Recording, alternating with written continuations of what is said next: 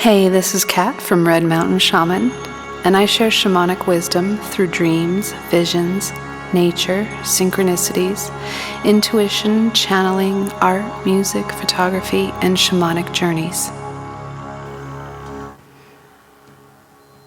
Welcome back to my channel. I have a lot to cover today, and I'm going to try to do it in a short amount of time as possible. I know everybody's busy, and I want you guys to know how much I appreciate you taking time out of your day to visit my channel, to share these messages with those who you think might be like-minded, and sharing it to other platforms. Also, thank you so much for those who have sent donations to help me keep this channel going, as it's not monetized. And even more so than the donations, I really appreciate the little messages that you write with those donations about thanking me for my service for this community. And a shaman is not really a shaman until they're recognized by their community. So that means so much to me. Thank you so much. So this week I wanted to go over, as always, like personal spiritual experiences, some information that came through in sessions this week, and a message from Yeshua. And then at the end, I'm going to be sharing a short card, but it's a really amazing, beautiful card that kind of made me tear up. So stay till the end for that card. So let's see. First, I'm just going to go through my notes here of what I took throughout the week. So one thing I forgot to mention in last week's video was that when we were at the hot springs a couple weeks ago, I kept dreaming about Oprah. There was nothing really specific. I just kept seeing her in my dream. So that may be an indication that she's going to be exposed for something. And then in a session, we were shown that Africa has been actually kind of hijacked by what came to my mind was Rockefellers. And so me and the client, we were guided to put a big pillar of light into the center of Africa and let that light purify and radiate out throughout that country. It feels like that country has been really held in poverty for a long time, and their resources have been taken. And lately I've also seen that white farmers have also been being killed off there. So I'm not sure what that's about. But after that session, I was like, well, I wonder what this Rockefeller thing is. So I looked it up to see if there was any connection, because I had no idea about this. And of course, when you pull things up like that, these people hide behind the mask of philanthropy. So, of course, it's had all these great things that the Rockefellers are doing in Africa. So, don't believe that for a second. So that was an interesting thing that came through in a session. And then in two other sessions, the children, the higher self of the client's child came in, which was super interesting. That's never happened to me before. So one of these kids was around in their 20s, and the client was told that they would actually be collaborating with their child in a sort of a healing center, and that this child was currently a nurse and sort of slowly waking up to her job and how much there's things in the job that she doesn't agree with as a traditional nurse in the hospital system. So I wanted to ask Yeshua about that today. The other child that came through was from a woman that was pregnant, and she actually came in person. And as we were doing the session, the higher self of her baby came through.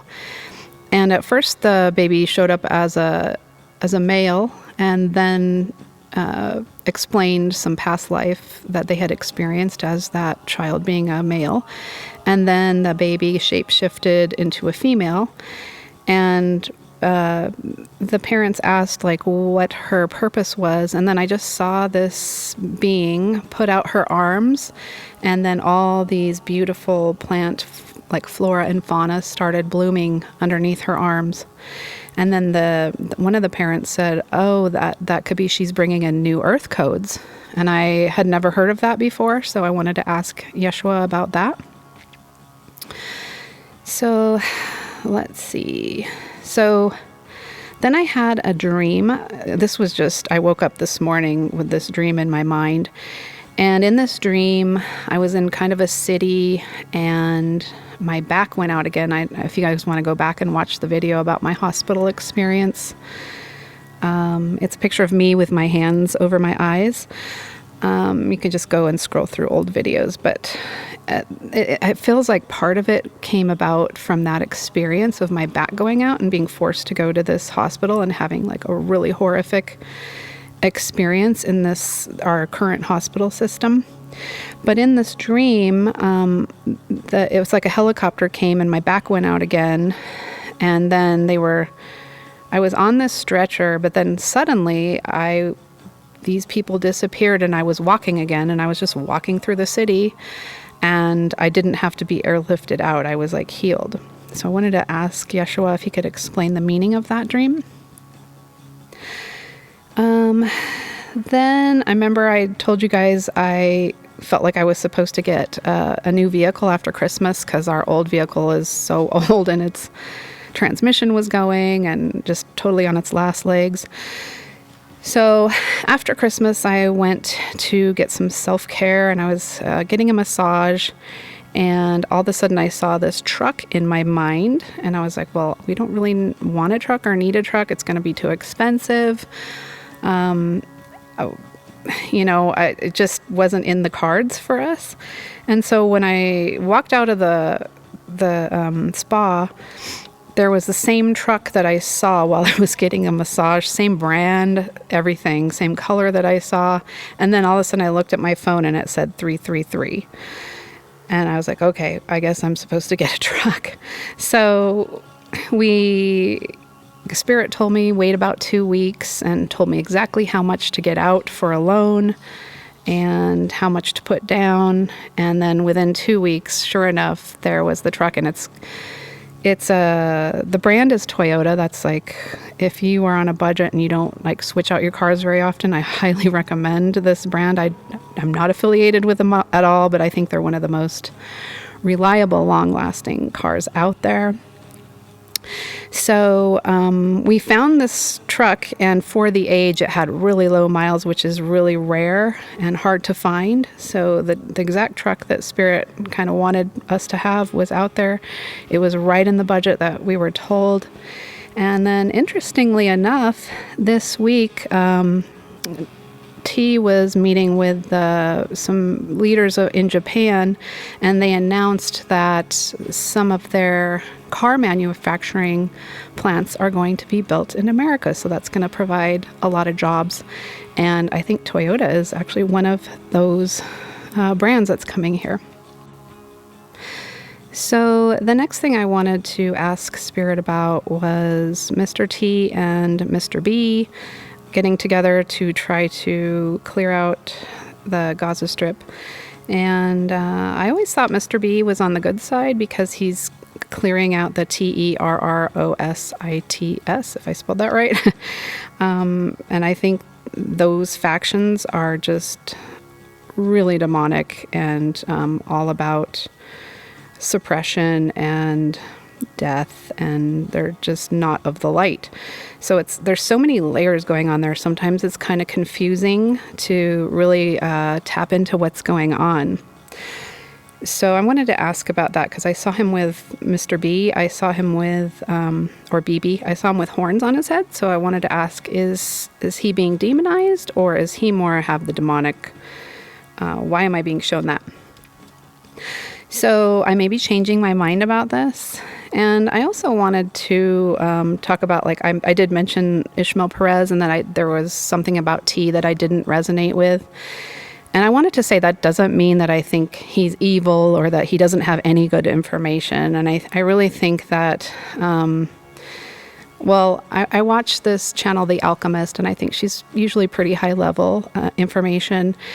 And she even said, stop freaking out if somebody doesn't resonate and just completely abandon them and think that they're evil, because, we're all getting pieces of the puzzle. We all have a human filter over us and a little bit of a veil still. So we're all trying to figure this out together. So just because I don't resonate with someone on one thing doesn't mean that everything that they're bringing forward is false. And with me, I've even had people say about me that I'm channeling demons and to pray for me. So, the alchemist also said, or that somebody wears all black and that they're evil. Well, I wear a lot of black all the time. I love black. I think it's very protective. I think it's really a culmination of all the colors of the rainbow. And I just like the way that it looks on me. So sometimes I think we can get a little bit freaked out over nothing when we're all really just have a good heart and we're trying, unless somebody is obviously, bringing forth really twisted information or trying to control you or trying to scam people. Like you can feel into that and use your discernment. So there's a difference. There is a couple channels that I do feel are very hijacked, and I don't remember what the names of them are, but what these people do is they completely slander like pretty much everybody in the spiritual community, but yet they're the only ones that are getting the truth. So if there's somebody like that out there, I would be very wary.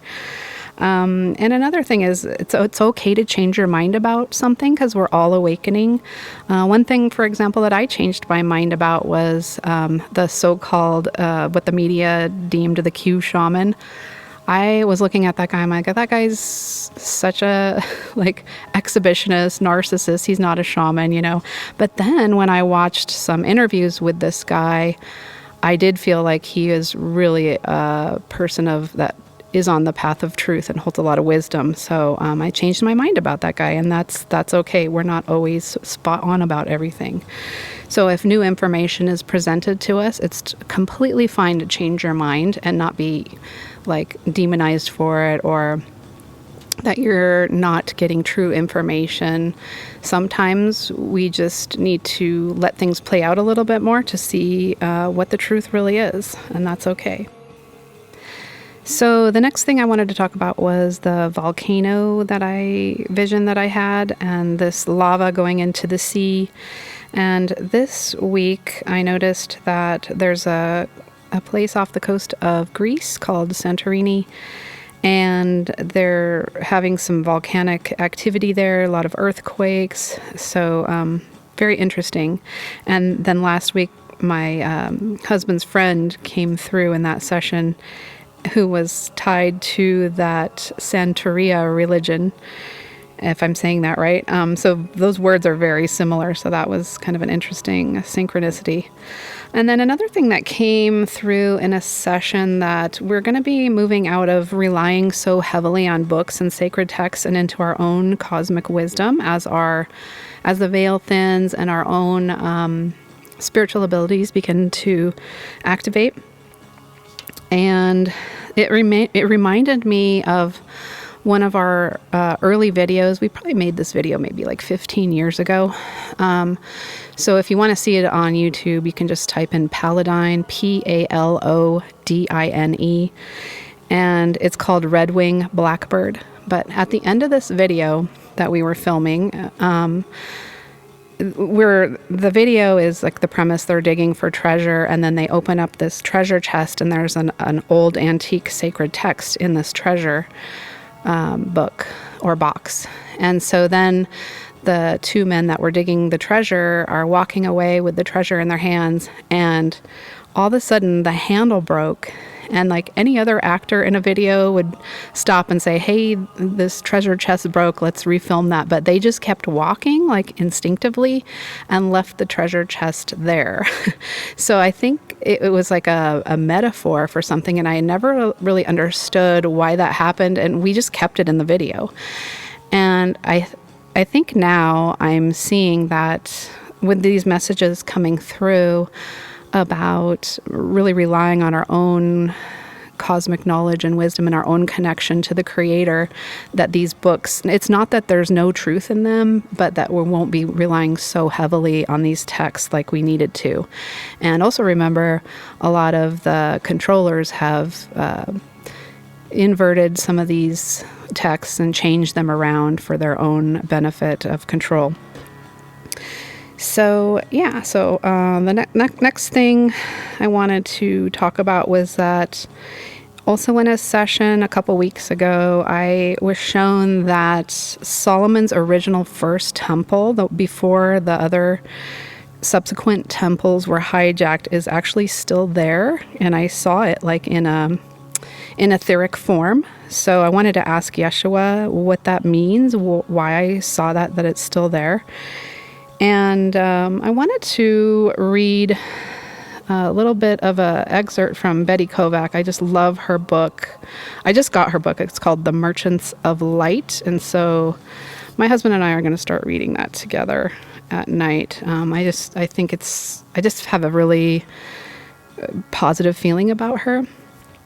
So she talks about this first temple and the Essenes and the Gnostics, and kind of she goes over the true history of what she thinks happened.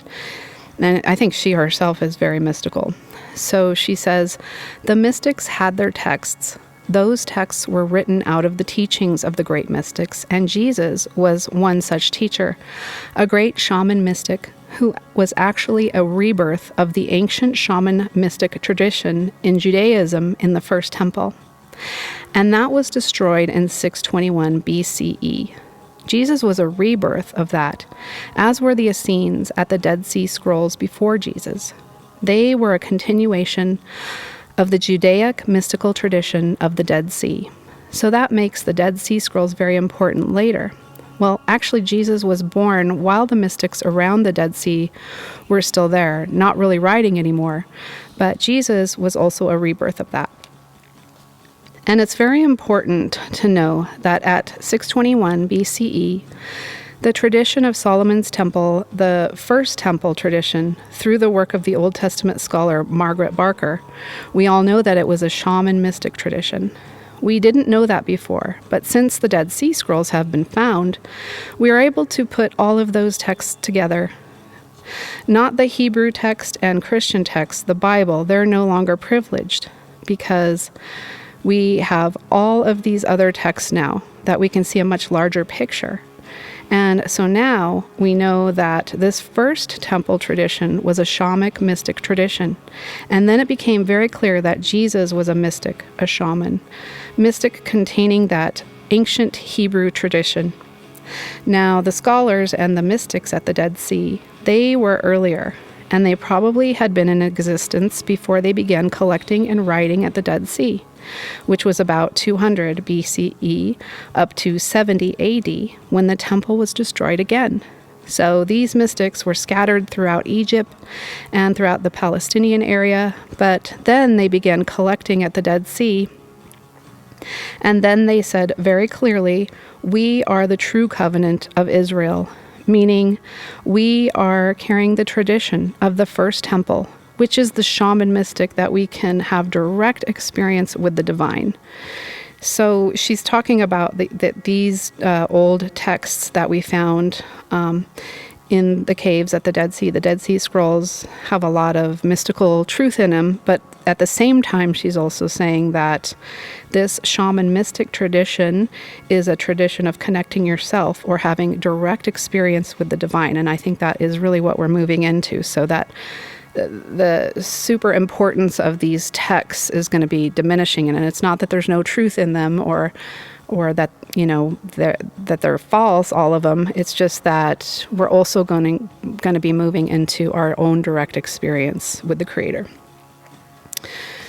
Okay, so now I would like to get into the transmission that I received, the message I received from Yeshua telepathically this morning, and then after that I will read a card, and I asked him to pull the card today, and so that will be the next part of the video. Enjoy. Greetings. It is expedient that I bring the message of peace at this time, as many have become confused and hopeless. Let it be known that the forces of light are indeed expanding, and winning shall continue for those who are in alignment with the Most High. There is nothing to fear, as all is coming back into balance. The shamans of the old world have reemerged in new form.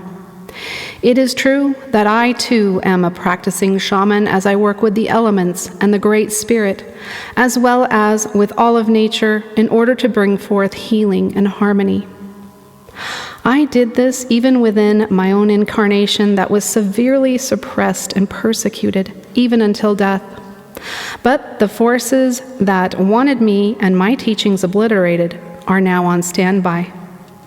They know their time is limited as they rear up in anger, as they wait for their final deployment elsewhere. For this earth will no longer harbor the darkness that has had free reign for many centuries. A new reality is being birthed as the old reality comes to ash. As you, my dear comrades, will rise with the flame of the phoenix back into your true power and majesty, which is based in love and sovereignty rather than greed and control. What is happening in the Middle East is nothing more than my dove of peace settling over the lands there. It is my will and the will of the Creator, in which I am deeply in union with, that this area be restored. It is not by man alone, but by the forces of heaven that this will come to be.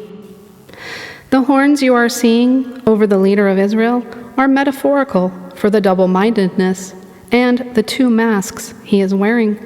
The original temple is indeed still standing in the etheric realms, and it will be restored back to its original glory, and by this I mean that the wisdom teachings that resounded there will return in the form of mystery schools around the globe. Many religions have distorted these universal truths for mind manipulation and control over the masses. The Temple Mount is a stargate, and the land it sits on will uncover many curiosities and fill in many historical subversions, so that truth is once again held up and honored with the righteousness of the pure in heart. Those who seek truth and have purity of heart will indeed inherit the earth and be filled with the passion and responsibility to be stewards over her.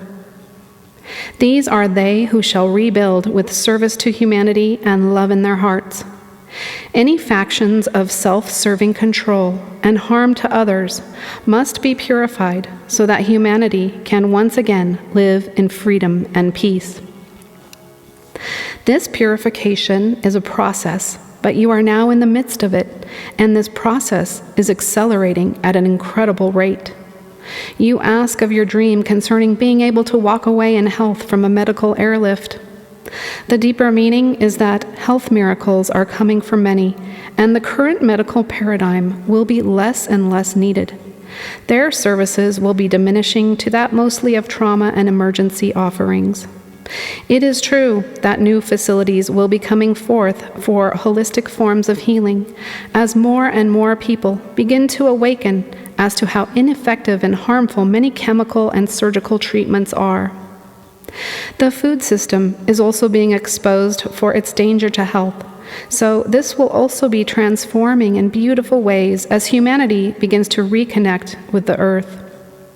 There are indeed children being born at this time who do carry codes for New Earth, meaning that they are bringing new frequencies and ideas to the planet with them, as this is a multi-generational process of restoration. Families will be working together, communities will be gathering, and beautiful collaborations will be forming, as all that is purified must be transformed and restored. The symbols of control you are being shown are telling of what and whom have brought humanity to this point of suffering. The energy of these symbols runs deep with many government systems, terrorist organizations, and three-letter institutions. This is why you are now seeing a great exposure and dismantling of them, and all that does not support humanity's sovereignty and prosperity. It is a new cycle of time. The field is ripe and ready to harvest. Those who have spent many lifetimes experiencing and learning from the extreme duality of earth are now moving into a rebirth as they shed their old skins. This is why many old wounds are surfacing for the people of earth. Trauma is rising to be seen, healed, and released. This may come in the form of old memories, emotions arising, or even pain in the body. These old energies are wanting your attention for healing and release so that you can step into new frequencies of earth with power and grace. Do not be afraid as these energies arise within you, for they are simply your old skin shedding as the year of the serpent ensues. All is being purified so that all may be restored, and so it is. I am Yeshua, he who comes with the sword of truth, he who facilitates the transformation of Mother Earth. Right alongside you, my beautiful rainbow warriors. We will win, win, and win again. Into Aquarius, into the golden age we go. Amen and amen. Thank you, Yeshua. So he's talking about these symbols that are running through the energy of these three-letter institutions or governments, even maybe some of our religions. He didn't say that, but possibly. And so what those symbols are that I was seeing is I saw a flag with the hammer and sickle on it, and I've seen this several times over the past couple weeks, and also the inverted swastika, which was originally a very powerful positive symbol that they stole. And so he's talking about that these two energies are kind of running through some of these institutions, and that's why they need to be dismantled. Another thing that stood out was this little phrase that he says, "The Temple Mount is a stargate, and the land it sits on will uncover many curiosities and fill in many historical subversions so that the truth is once again held up and honored with the righteousness of the pure in heart." So I didn't know what subversive meant, so I looked that up, and it's subversive, historical subversions is what he said. So subversive means to undermine or overthrow something, usually in a secret or sneaky way. For example, a subversive group might try to destroy a government from within, and I think that's exactly what's happening. And then the explanation further says, subversive can describe actions or behaviors that try to weaken or destroy a political system, government, or set of beliefs. Subversive actions can be a form of protest against injustice. Subversive actions can also be used to corrupt someone's morals. Synonyms of subversive include destructive, seditious, treacherous, and traitorous actions. So I think that he used this word in relation to these two energies that have tried to use subversive means in order to corrupt our republic, our morals, our faith, and the positive energy that wants to come forward with truth and authenticity, and also sovereignty. That is the main thing. I think it's trying to use subversive means or trickery or hidden hand type of controllers in order to subvert our sovereignty. And I think that's also what happened in Africa, what I was talking about earlier. So to conclude, I want to read you guys this short card that Yeshua drew. And this is from the Rumi card. And it's interesting, he's talking about the Middle East today, and the Rumi energy definitely carries that Middle Eastern energy that before it was corrupted. I was talking about how that area, Persia, was actually a very enlightened society and had a lot of wisdom. So this is from Rumi, and the card is called Arise. Wings of hope languish from lack of use. Every cell in your body is created to rise to challenges. You have gumption, chutzpah, guts. You dare to love where others see only pain. You dare to believe that everything will work out where others only see what they judge to be wrong. You seek freedom where the world succumbs to manipulation and propaganda. Where others peddle fear, you recognize and know love's true power. So thank you for being here today. If you would like to send a donation or book a session, please go to redmountainshaman.com and go to my contact page, and you can receive directions on how to book a session there, or a link for how to leave a donation. And if you have any questions, you can also use that same method. So please read the directions carefully, because I don't keep up with a lot of other emails. Like I mostly use my email for outgoing sessions, and I don't read my Facebook messages very often. So please go to there to get proper directions on how to contact me. And if you would like to join my Facebook, just please send me a quick little message. I don't always check them, so it might be a while before I get to it, but send me a message on, that you are one of my followers here on YouTube, and then I will allow the friendship. If there's no message and I don't know who you are, I usually will just ignore it. So there's that. I'm sending you all love. And until next Sunday, when we meet again, I hope that you guys all have a great week and take these messages to your heart and know that positive things and positive shifts are happening right now. Take care.